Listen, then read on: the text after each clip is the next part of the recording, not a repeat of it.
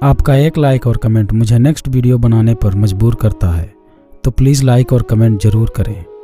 और अगर आप चैनल पर नए हैं तो चैनल को सब्सक्राइब करना ना भूलें और साथ ही में बेल आइकन को प्रेस करके नोटिफिकेशन को ऑल पे सेट करें, ताकि आपको हर वीडियो का नोटिफिकेशन मिलता रहे जैसे ही हम एक नया वीडियो अपलोड करते हैं। कैंटीन में तुलिका और तृप्ति के पास आकर एक साधारण कपड़ों में साधारण शक्ल के लड़के अनुज ने एक छोटी सी पैकिंग में गिफ्ट मुस्कुरा कर देते हुए कहा, पिंकी जी, ये आपके जन्मदिन का तोहफा है। तृप्ति ने हंसकर गिफ्ट लेते हुए कहा, थैंक्स, पर मुझे पिंकी मत कहा करो। अनुज, कितनी बार समझाया है तुमको। अनुज कुछ उदास होते हुए चुपचाप वहीं खड़ा रहा। अब तृप्ति ने थोड़े ऊंचे स्वर में अनुज से कहा, अब गिफ्ट दे दिया तो जाओ यहाँ से। अनुज सिर झुकाकर वहां से चला गया और कैंटीन से लगे पेड़ से टिक कर खड़े होकर कुछ सोचने लगा, जिससे उसके आंसू निकल आए और उन्हें पूछ ही रहा था कि पृथ्वी आकर उसके गले में हाथ डालकर बोला, यार ये लड़कियों की तरह रो क्यों रहा है। अनुज ने खुद को संभालते हुए कहा, कुछ नहीं यार, बस आंखों में कुछ गिर गया। पृथ्वी बोला, अबे साले, यारों से तो सच बोल दिया कर, मुझे पता है तुझे पिंकी की झिड़की का बुरा लगा। ये कहते हुए पृथ्वी ने उसकी आंखों की तरफ देखा। अनुज ने सोच में डूबते हुए कहा, यार वो कभी मुझसे किसी ने ऐसे बात नहीं किया ना, इसलिए। पृथ्वी बोला, देख भाई, मैंने तेरा हमेशा भला चाहा है, इसलिए हर बार तुझे समझाता रहा कि वो तेरे टाइप की नहीं है, वो बस यूज एंड थ्रो टाइप की है, मत पड़ चक्कर में। अनुज बोला, मैं भी तुझसे उतनी ही बार कह चुका हूँ, वही मेरी पिंकी है जिसके सपने मैंने जिंदगी भर सजाए हैं।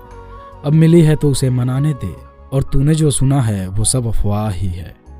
जिसको लड़की ना मिले वो बदनाम करना शुरू कर देता है, वैसे वो बहुत शर्मीली है, बस एक बार मेरा प्यार समझ जाए। तब तक पृथ्वी उसकी बात को काटते हुए बोला, ठीक है, अब पिंकी पुराण बंद कर और ये बता आज बस से क्यों आया है, बाइक कहाँ है।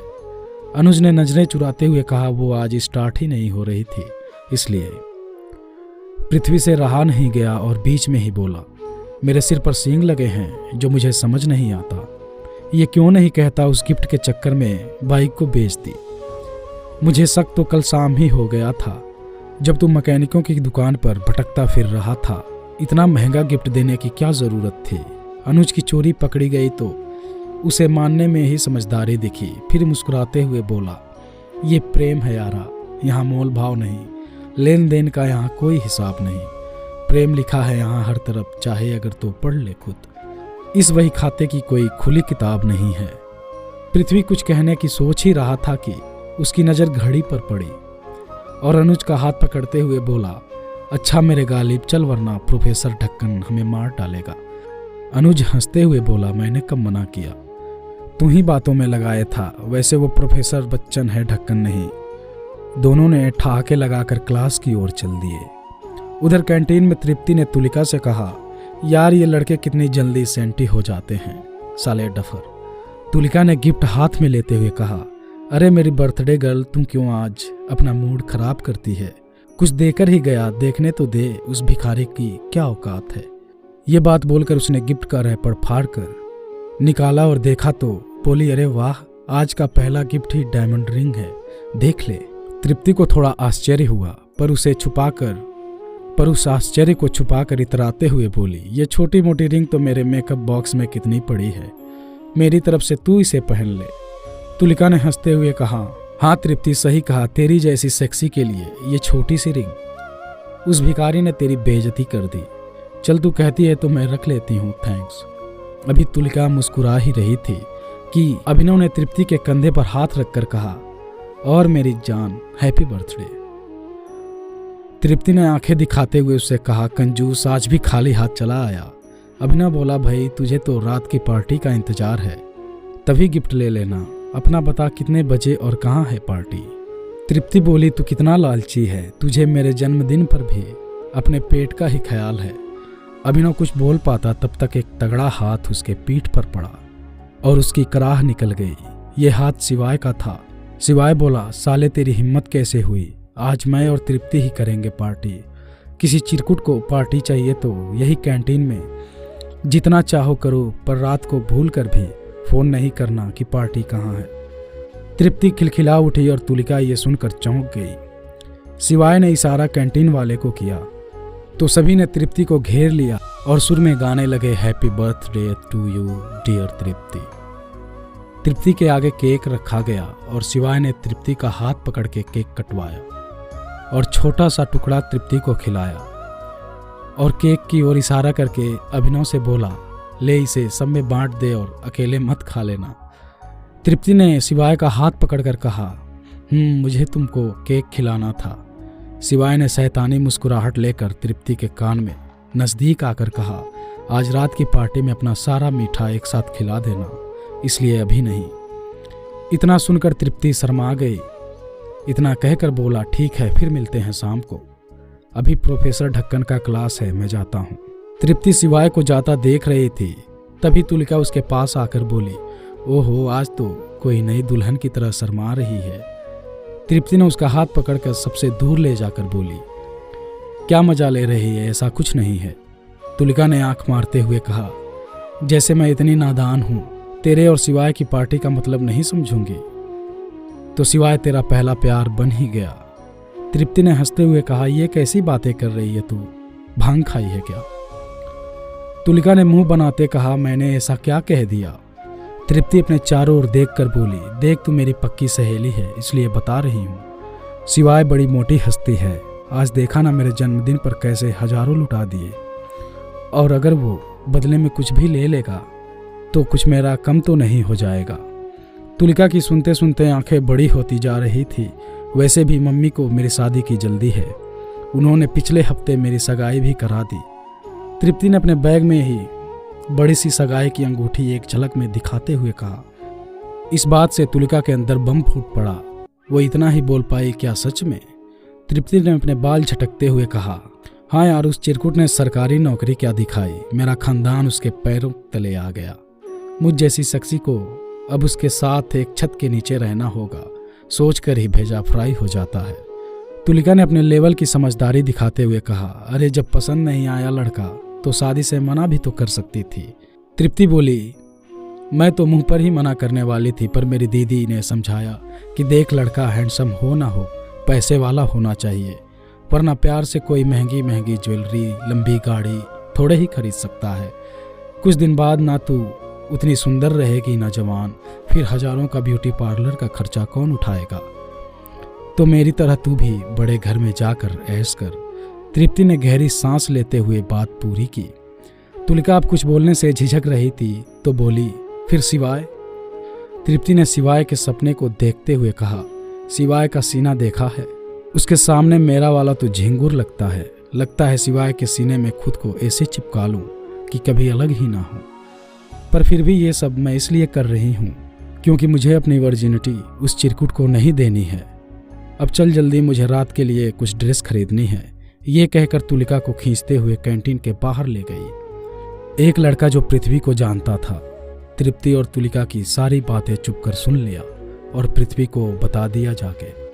पृथ्वी गुस्से से भन्ना रहा था, इसलिए सीधे अनुज के पास जाकर उसका हाथ पकड़कर एकांत में ले गया और सारी बात वैसे ही बता दी। ये बात सुनकर अनुज की आंखों से पानी झलकने लगा और वो अभी आता हूँ कहकर वहाँ से कहीं चला गया। कॉलेज खत्म हो चुका था, अभी तक अनुज का कुछ पता ही नहीं था। पृथ्वी को उसकी बहुत चिंता थी, वो उसे पागलों की तरह हर जगह ढूंढ रहा था। अब धीरे धीरे अंधेरा भी बढ़ रहा था तो पृथ्वी की बुद्धि ने भी काम करना बंद कर दिया और वही मैदान में जमीन पर लेटकर हाँफने लगा। तभी उसे हॉस्टल की छत पर कोई खड़ा दिखाई दिया। उसके पैरों के नीचे से जमीन खिसक गई। वो मैदान से भागते हुए छत पर पहुंचा। जैसे ही अनुज छत से कूदने को हुआ तो उसका हाथ पृथ्वी के हाथ में आ गया, जिसे पकड़कर छत से लटकते अनुज को खींचकर छत पर लाया और अनुज के ऊपर थप्पड़ों की बरसात कर दी और थोड़ी देर में अनुज वही दीवार से टिक कर बैठ गया। अब पृथ्वी का गुस्सा थोड़ा कम हुआ, वो भी रो रहा था। तभी उसने अनुज के गालों की तरफ देखा जो लाल पड़ गए थे। उसने अनुज के गालों को प्यार से सहलाया। अनुज के आंसू जब खून छनकते गालों पर पृथ्वी के हाथों से रगड़े तो अनुज की सिसकी निकल गई और मुंह से निकला, ओह पिंकी, तुमने ऐसा क्यों किया? इतना सुनते ही पृथ्वी का पारा फिर से हाई हो गया। साले तू उस कलमुही के लिए हमें अकेला छोड़कर जा रहा था। मैं पागल हूँ जो भूखे प्यासे तुझे कुत्तों की तरह ढूंढता फिर रहा था। अनुज बोला, वो क्या थे जाने बिना, टूटा दिल लेकर हम गए, मरहम की कसम मरहम ना मिला, मरहम की जगह मरहम गए। पृथ्वी अभी भी उसकी बातों पर भन्नाया हुआ बके जा रहा था। कब से समझा रहा हूँ साला खुद तो दीवाना हो गया है और हम सबको पागल समझता है। ये भी नहीं सोचा तू मर गया तो उस गांव में बैठी माँ का क्या होगा, जो तेरे इंतजार में सबसे कहती है मेरा बेटा कलेक्टर बनेगा। एक ये है साला दीवाने हुए उस छिनाल पर मिटे जा रहा है। पृथ्वी ने अनुज को ध्यान से देखा तो अब भी वो आसमान की तरफ देख रहा था। पृथ्वी का अब सब्र टूट गया और उठते हुए बोला, देख मैं तुझे ऐसे नहीं देख सकता। आज उस तृप्ति का वो हाल करूंगा कि वो खुद से नफरत करने लगेगी। इतना कहकर पृथ्वी छत की दीवार पर जोर का हाथ मारकर वहां से नीचे के लिए दौड़ पड़ा। करीब 5 मिनट तक वैसे ही अनुज आसमान की तरफ देखता रहा। फिर पीछे कुछ मिनट के पल उसके दिमाग में जैसे रिवाइंड हुए। उसकी निद्रा टूटी। उसे लगा ये क्या हो गया पृथ्वी को, ये सब करने से रोकना होगा। अब ये सब सोचकर उसने दौड़ लगा दी, पर पृथ्वी वहां से गायब हो चुका था। वो पागलों की तरह कैंपस की गलियां छान चुका था। उसे कोई नहीं दिखा तो उसने हाथ जोड़कर ऊपर वाले से दुआ मांगी, हे भगवान, मैं अपने प्यार पर यह कलंक नहीं लगने दे सकता। बस मुझे पृथ्वी को ये सब करने से रोक लेने दे, फिर मेरे पाप के लिए जो सजा देगा मैं खुद तेरे पास आकर मांग लूंगा। तभी उसे किसी बाइक की आवाज बाहर की गली की तरफ से आई तो उसने दीवार कूदकर दौड़ लगा दी। एक लड़की चमकीले टॉप और मिनी स्कर्ट में फोन पर बात करती हुई जा रही थी। पीछे से एक गाड़ी जिस पर 2 लड़के थे जो मुंह पर कपड़ा बांधे थे और तेजी से लड़की की तरफ बढ़े चले जा रहे थे। अचानक पीछे बैठे लड़के ने एक बोतल का ढक्कन खोला और जैसे ही वो लड़की पर फेंक पाता उससे पहले ही किसी ने लड़की को धक्का देकर बोतल पर झपट्टा मार दिया। बाइक वाले लड़के कुछ समझ नहीं पाए और वैसे ही गाड़ी दौड़ाते ले गए और लड़के के गिरते ही बोतल टूटने से उसका तेजाब लड़के के चेहरे पर गले पर गिर गया था और उस पर से धुआं उठ रहा था। लड़की के डर के मारे चीख भी नहीं निकल पा रही थी, इसलिए उसने हॉस्टल की तरफ दौड़ लगा दी और वो लड़का मुस्कुराते हुए वहीं पिंकी पिंकी कहते हुए आसमान को देखने लगा और लगता था उसके चेहरे पर जिंदगी में पहली बार इतनी संतुष्टि आई है, मगर ये उसके लिए उसकी सांसों की तरह ही आखिरी थी। कुछ दिनों बाद एक अखबार में एक कविता कॉलम में छपी जिसका शीर्षक था, बंदियों से बचा या खुदा नेक बंदों को, बंदियों से बचा वरना उनके लिए ये खुद से लड़ जाते हैं, प्यार संभलने नहीं देता इनको और ये हद से गुजर जाते हैं। अगर आपकी भी ऐसी कोई लव स्टोरी है तो आप हमें इंस्टाग्राम पर भेज सकते हैं, लिंक डिस्क्रिप्शन में है। उम्मीद करता हूँ आपको ये कहानी पसंद आई होगी। अगर आपको ये कहानी पसंद आई हो तो वीडियो को लाइक, शेयर और हमारे चैनल को सब्सक्राइब जरूर कीजिएगा।